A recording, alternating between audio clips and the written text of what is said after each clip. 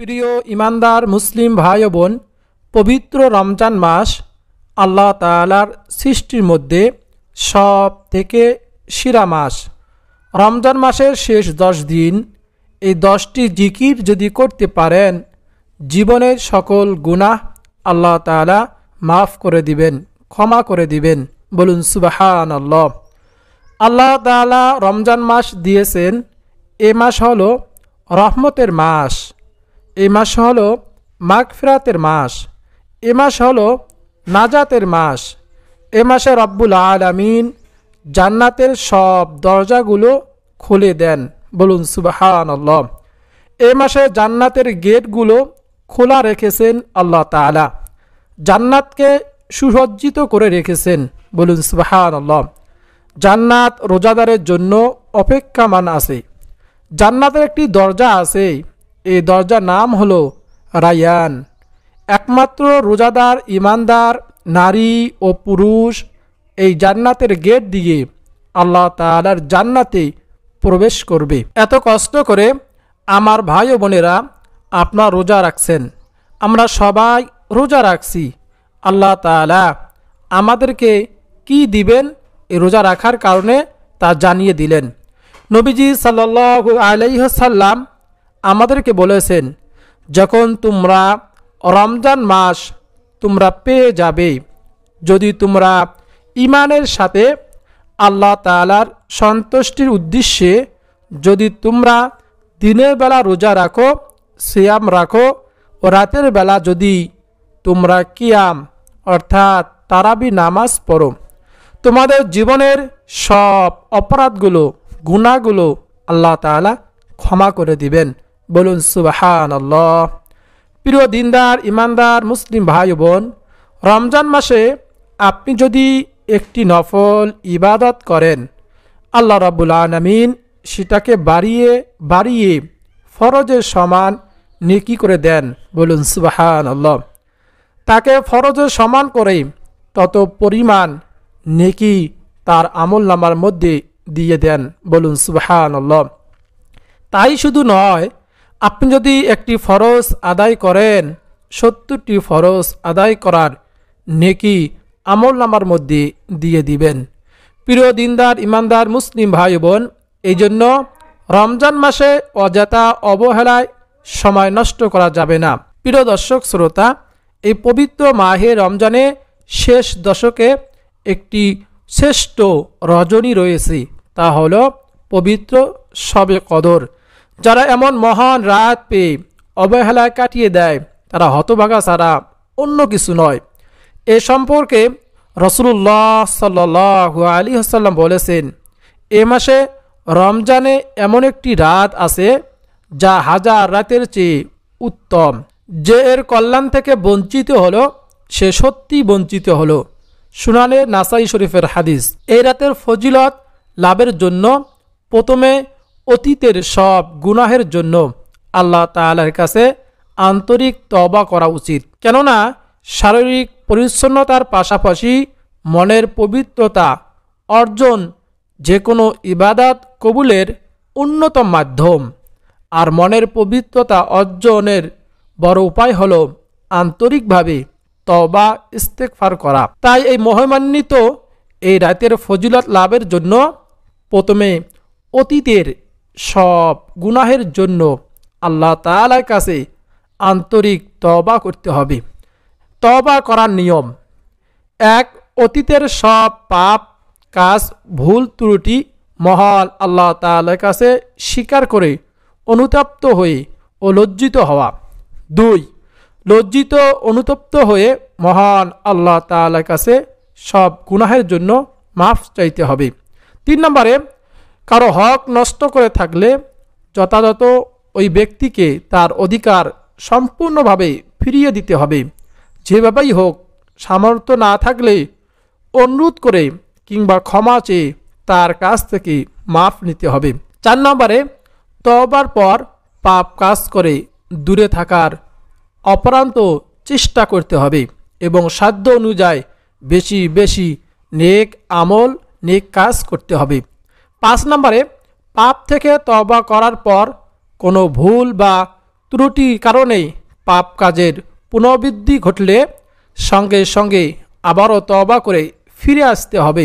যখনই কোনো পাপ কাজ সংঘটিত হবে সঙ্গে সঙ্গে তওবা করে ফিরে আসতে হবে। এ হলো তওবা করার নিয়ম এবং তওবা করার নিয়মের 5টি শর্ত। এই 5টি শর্ত মেনে আমরা যদি তওবা করতে পারি তাহলে আল্লাহ তাআলা আমাদের জীবনের সমস্ত গুনাহগুলো আল্লাহ তাআলা ক্ষমা করে দিবেন। এই পবিত্র শবে কদর রাত্রিতে আল্লাহ রাসূল সাল্লাল্লাহু আলাইহি ওয়াসাল্লাম শবে কদরের বিশেষ দোয়া আমাদেরকে শিক্ষা দিয়েছেন। শবে কদর রাতে যে দোয়ার সর্বোচ্চ গুরুত্ব ও ফজিলত রয়েছে এটি হলো আল্লাহুম্মা ইন্নাকা আফুউন কারীম তুহিব্বুল আফওয়া ফাআফু আন্নি। আল্লাহুম্মা ইন্নাকা আফুউন কারীম তুহিব্বুল আফওয়া ফাআফু আন্নি। অর্থ, হে আল্লাহ, নিশ্চয় আপনি ক্ষমাশীল, ক্ষমা করাটা আপনার পছন্দ, অতএব আমাকে ক্ষমা করে দিন। হযরত আয়েশা রাদিয়াল্লাহু তাআলা আনহা রাসূল সাল্লাল্লাহু আলাইহি ওয়াসাল্লামকে জিজ্ঞাসা করেন, হে আল্লাহ রাসূল সাল্লাল্লাহু আলাইহি ওয়াসাল্লাম, আমি জানতে পারি লাইলাতুল কদর কোনটি, তাহলে আমি সে রাতে কি বলবো, কোন দোয়া পড়ব, কি আমল করব? তখন নবীজি সাল্লাল্লাহু আলাইহি ওয়াসাল্লাম এই দোয়াটি পড়তে বলেন। তিরমিজি শরীফের হাদিস। সুতরাং সারা রাত দিন বেশি বেশি এই দোয়া পড়বেন। এই দোয়াটি হাঁটা চলা শোয়া অবস্থায় করা যায়। শেষ দশকে রাত দিন এই দোয়াটি বেশি বেশি আমরা পড়ব ইনশাআল্লাহ। শবে কদরের রাত্রিতে এই দোয়াটি আমরা বেশি বেশি পাঠ করব। আল্লাহুম্মা ইন্নাকা আফুউন কারীম তুহিব্বুল আফওয়া ফাআফু আন্নি। প্রিয় ইমানদার মুসলিম ভাই বোন, যারা রমজানের শেষ দশকে এই 10টি জিকির করবে আল্লাহ তাআলা তাদের ধন সম্পদ বাড়িয়ে দিবেন, সম্মান দান করবেন, গুনাহ মাফ করবেন। আল্লাহ তাআলার কাছে দুহাত তুলে যা চাইবেন আল্লাহ তাআলা তাই দিয়ে দিবেন। বলুন সুবহানাল্লাহ। প্রিয় দিনদার ইমানদার মুসলিম ভাই বোন, হাঁটতে বসতে চলতে ফিরতে উঠতে বসে শোয়া অবস্থায় সব সময় জিকিরগুলো করা যায়। সকালে কি দুপুর কি রাত আপনারা জিকিরগুলো করতে পারবেন, কোনো সমস্যা নেই। 10টি জিকিরের মধ্য থেকে সর্বপ্রথম 1 নম্বর জিকিরটি হলো প্রতিদিন 100 বার সুবহানাল্লাহ সুবহানাল্লাহ পাঠ করবেন।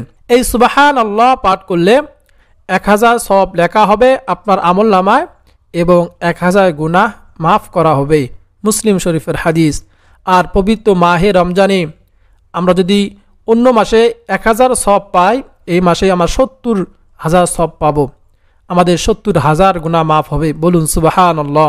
একেই 70, যেহেতু রহমত মাগফিরাত নাজাতের মাস, আল্লাহ তাআলা এরকম 7 গুণ এরকম বাড়িয়ে দেন।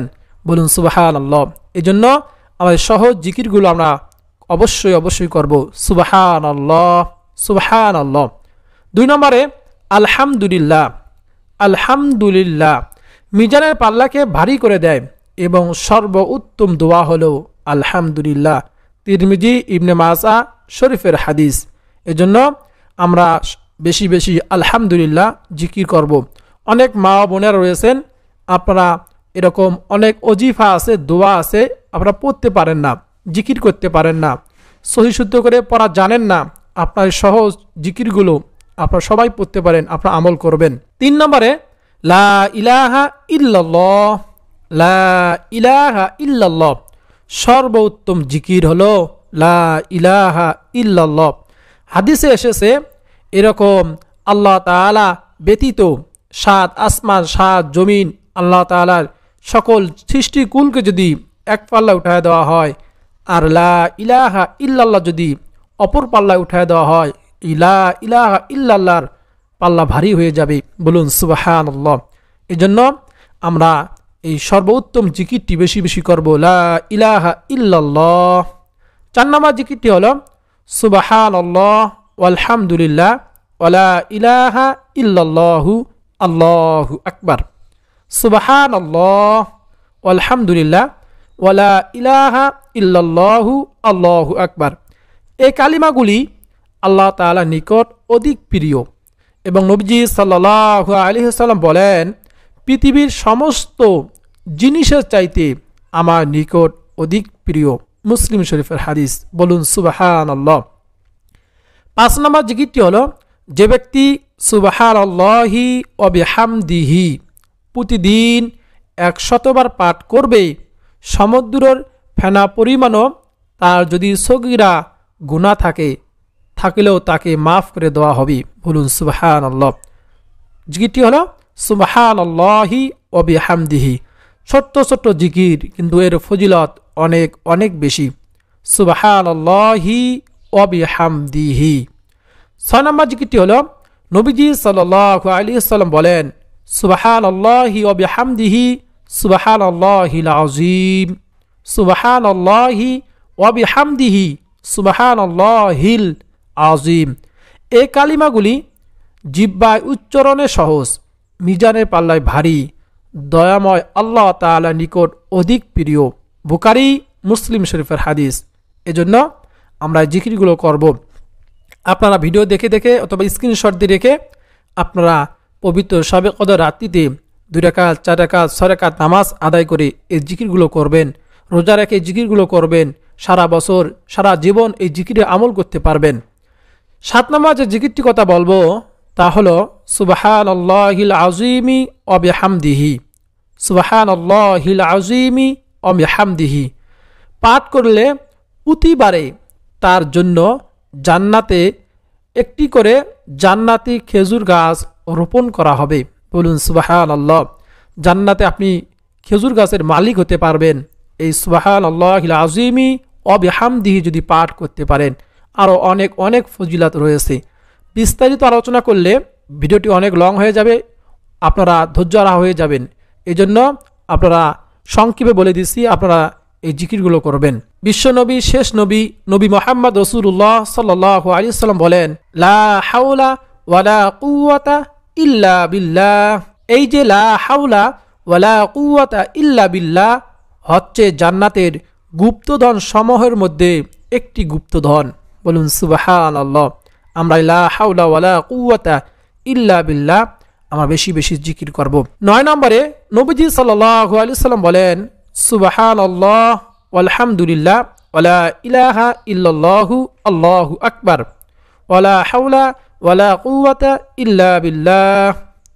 সুবহানাল্লাহ ওয়ালহামদুলিল্লাহ ওয়ালা ইলাহা ইল্লাল্লাহু আল্লাহু আকবার লা হাওলা ওয়ালা কুওয়াতা ইল্লা বিল্লাহ।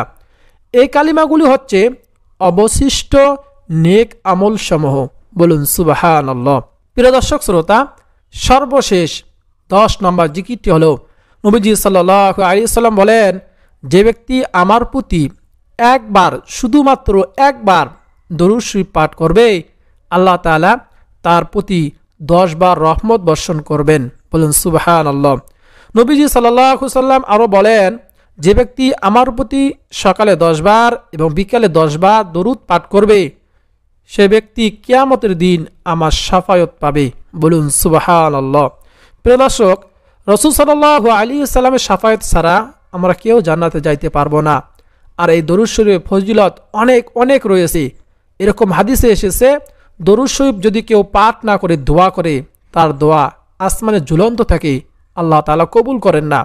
এজন্য এবং দরুদ শরীফ পাঠ করলে আল্লাহ তাআলা আমাদের প্রতি 10টি রহমত বর্ষণ করবেন, 10টি গুনাহ মাফ করবেন এবং 10 গুণ মর্যাদা বৃদ্ধি করে দিবেন।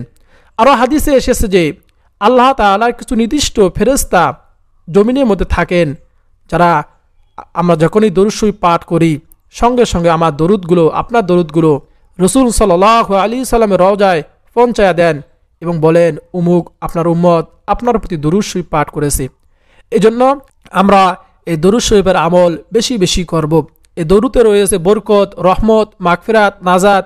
এই দরুদ পাঠ করলে আল্লাহ তাআলা আমাদের সংকট, বিপদ, রোগ সব কিছু দূর করে দিবেন। এর অনেক ফজিলত। আল্লাহ তাআলাই বলেন যে নিশ্চয় আমি এবং ফেরেশতারা আমরা নবীর প্রতি সালাম এবং দরুদ পেশ করি, কোরআনে এসেছে। প্রিয় দর্শক, এই জন্য আমরা দরুদ শরীফ পাঠ করব। যদি পারি আমরা দরুদ ইব্রাহিম পাঠ করব। আমরা নামাজের মধ্যে যে দরুদটি পড়ে থাকি, আর যদি সংক্ষেপে পড়তে চাই, সব থেকে ছোট দরুদ সাল্লাল্লাহু আলাইহি ওয়াসাল্লাম সাল্লাল্লাহু আলাইহি ওয়াসাল্লাম আমরা পাঠ করব। রমজানের শেষ 10 দিনের যে কোনো বেজোড়া রাতে লাইলাতুল কদর তালাশ করা আমাদের উচিত, আমরা তালাশ করব। অর্থাৎ 21, 23, 25, 27, 29 রমজান দিবাগত রাতগুলো আমাদের কাছ থেকে 21 এবং 23 বিদায় নিয়ে চলে গেছে। সামনে 25, 27, 29 এই বেজোড়া রাতগুলো আমরা বেশি বেশি আমল করব, নফল নামাজ পড়ব, কোরআন তেলাওয়াত করব এবং জিকিরগুলো বেশি বেশি করব।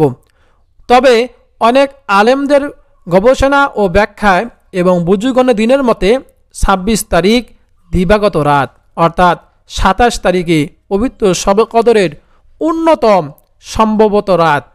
তাই পবিত্র মাহে রমজানে শেষ দশকে এই 10টি জিকির সহ শবে কদরের রাতে নফল নামাজ, কোরআন তেলাওয়াত, ইস্তিগফার এই জিকিরগুলো আমরা বেশি বেশি করব ইনশাআল্লাহ। আল্লাহ তাআলা আমাদের সবাইকে শবে কদরের রাত্রিতে এই উল্লেখিত দোয়া ও জিকিরগুলো বেশি বেশি আমল করার তৌফিক দান করুন এবং এর ওসিলায় আমাদের আপনাদের জানা অজানা ইচ্ছাকৃত অনিচ্ছাকৃত সকল ধরনের গুনাহগুলো আল্লাহ তাআলা ক্ষমা করুন, আমিন।